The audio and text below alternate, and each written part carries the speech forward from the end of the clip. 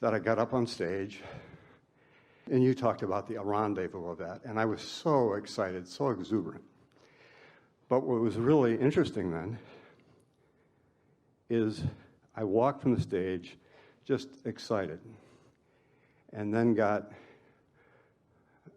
alarmed, embarrassed, led to shame about showing all of that, of who I am, and the gap. And what was fascinating for me to sort of work through and understand, I wouldn't even listen to the tape for quite a few months because of that. And it's that sort of, I guess it's the gap between me and me. And You think? And yeah. And I'm as sick as my secrets, especially the ones I keep for myself. And I so appreciate the constant, steady message that you give about acceptance, love, support from the higher power. It's just enabling to me. There is not anything more uncomfortable or detrimental to any of you than to be hard on yourselves, because it is the ultimate path of most resistance, because there is nothing that source within you is more focused upon than the perfection of that which is you. And when you get crossways of that, that's really a core discord.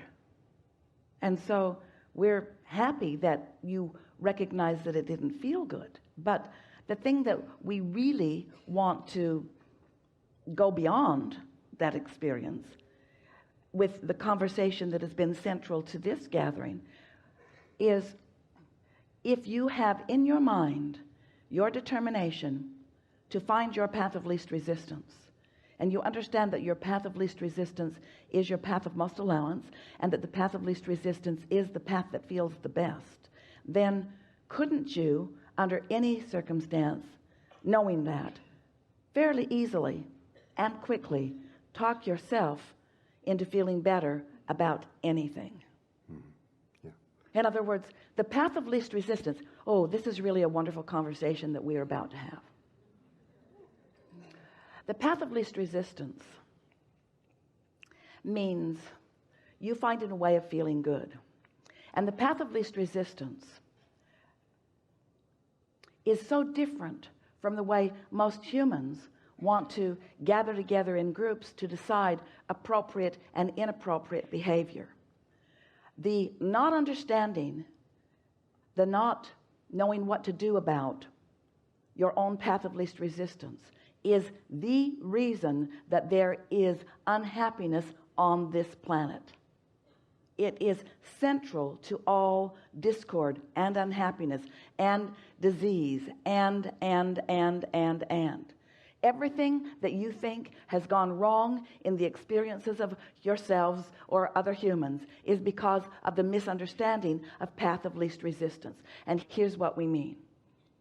As you try to sort out what's right and wrong behavior, what's appropriate and inappropriate behavior, you take out of the equation the fact that your inner being knows who you are, knows the fantastic evolution of that which you are, and is guiding you toward it. And so when you get crossways of that, you are not allowing yourself to fulfill your reason for being here. Now that's just the big picture of it, but let's break it down into what that means moment by moment. We want you to feel what that means to society at large. We want you to feel with us that if anyone is trying to manage themselves or learn the appropriate behavior based upon the feedback that they are getting from others, or based upon anything other than their own guidance system, which is all about the path of least resistance. Let's say it again. Path of least resistance is alignment with who you are. Path of least resistance is streaming source. Path of least resistance is coming together with the whole of who you are. Path of least resistance is letting all that you are, all of that love and clarity and energy that creates worlds flow to you and through you in the middle of this conversation and this one and this one. In other words, being aligned with who you are is the most significant, important experience ever. Those moments in times are the most delicious and most meant to be moments in time. So think about society in general and how distorted so many make it as they say, I need to find a behavior in this moment that will be deemed appropriate by those who are looking on. And try for just a moment in your mind to figure out what that means. What is your political persuasion? And what is your religious persuasion? And in what culture were you reared? How do you ever sort and sift through all of those dynamics and ever guide yourself in any way that is consistent? And the answer to that is you don't. You cannot find any no consistency in your vibrational offering. And so as you move through life, for a while you try to please them, and you try to please them, and you try to please them, and you try to please them, and you develop all of these habits of looking for approval from them by distorting yourself, by twisting yourself into a vibrational pretzel in your attempt to be in the right place, seen in the right way, doing the right thing, when all along all you had to do was find the path of least resistance. So now, having given you that basis, this is what we really want you to hear. The path of least resistance for yourself will keep moving about. In other words, sometimes, and this is going to sound odd to you, but we really want you to hear this and take this in. Sometimes in a situation that you are standing in, the path of least resistance is for you to just feel furious at the other participants in this moment. If you've been listening to us for a while, have you been hearing us for a while? Did you hear us talking about the emotional scale?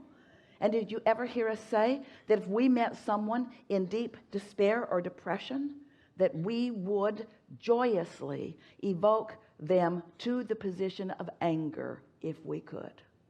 Because anger is less resistant than the despair that they are feeling. And so anger is the path of least resistance to those stronger, discordant emotions. You see what we're getting at?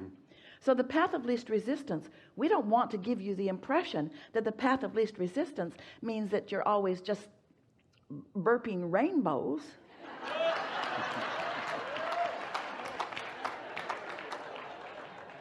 It isn't like that, because the path of least resistance isn't about where you once were, and it isn't about where anybody else is.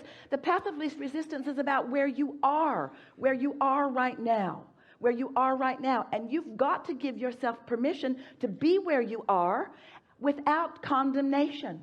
And so often you stand in a place that isn't where you think you should be, and then you beat up on yourself for being there.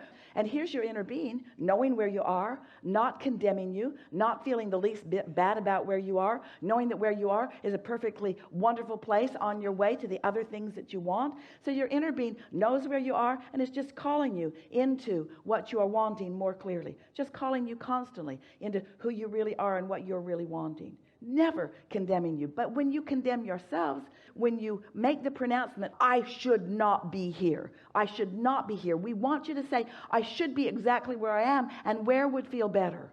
This is exactly where I should be. It's okay for me to be right here, but what would feel better? And don't let somebody else tell you what would feel better. They don't know.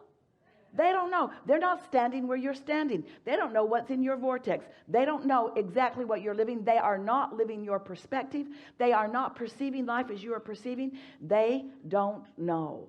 And so if you are asking anyone else for advice, should I wear this? How does this look? Simple things. Should I say this? Does this look right? Am I fat?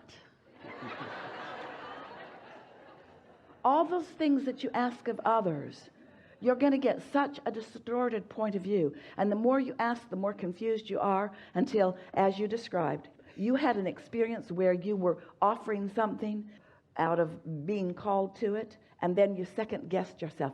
And that's the thing that we want to address most in this conversation.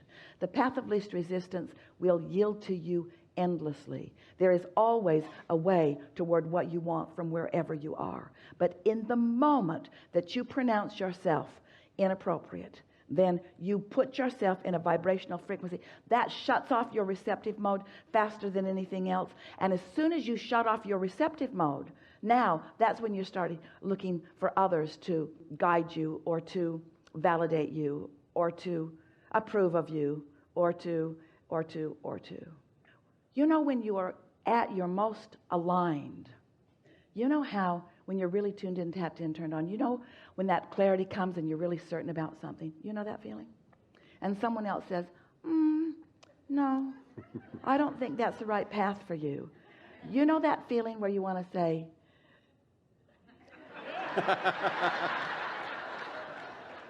you want to say, feel as you want to feel, but I will do as I feel like doing. You know that feeling of knowing that you're right, and really not wanting to take on any comments from the peanut gallery? The peanut gallery who seem interested but can't really be, who seem invested but really aren't, who seem like they understand but really don't know. You see, that's what your children have been trying to tell you from the beginning, from the very beginning. Oh, you'd like to talk? Oh, no. I was just inspired. I thought, as I wrote my journal about this, I just thought about my grandchildren and what a gift they are to me about loving, acceptance, and worthiness of who they are. And I just, it's a gift, too. Jerry said to Esther one day, because he had been misbehaving in some way, something insignificant, and Esther was fussing about something, not really directing it at him, but he felt that way because he was the only one in the room. And he said to Esther, I want you to pretend I'm Kate. Because he knew Esther could not find anything other than love and appreciation for Kate. There was nothing that Kate could do that would take Esther to that place that she was being in that moment. And we want to say, maybe you want to find somebody that you feel that way about, but still, that's sort of looking outside of yourself a little bit. We want you to feel the never-ending appreciation that your inner being feels for you, and to reach for that. Esther wants to use the word validation because it's the closest word that she can find for what we're meaning of reaching for that harmony. Your inner being will continually validate you if what you want to know is the perfection of who you are. Your inner being knows that, knows that, knows that, knows that, knows that, knows that, knows that, knows that. But you know what? Someone knowing something doesn't make you know it. Right. Because your inner being can't even know it for you. That's why you got to get in the receptive mode. You got to get in the receptive mode. You've got to tune yourself to the frequency, and that takes some practice, especially since you've lived in a very competitive world where you've been comparing yourselves to one another for such a long time, losing your sense of what the path of least resistance really is. So we'll talk more about that with all of you, about whatever it is you want to talk about. But we want to demonstrate. Path of least resistance, path of least resistance, path of least resistance. Because it's the path to your joy. It's your path to your fulfillment of who you are. It's your path to everything that you want. Feeling good. Really good. That movement from belief to knowing. That's okay. Yeah, and how do you move from belief to knowing? Just keep practicing. Yeah. Just keep practicing, because a belief's a wonderful state of being. It's much better than doubt. Someone said to us, how do I get rid of doubt? And we said, before it starts. And she wasn't very happy about that answer because it's sort of snarky. But I'm already there. How do I get rid of it? And what we went on to explain is, when you sleep tonight, that momentum will subside, and when you wake up in the morning, doubt won't be there unless you go looking for it. It will not be there unless you go looking for it. Negative emotion will not be part of your experience unless you go looking for patterns in your thinking that don't jive with who you really are and what you really know. Good, really good. Thank you.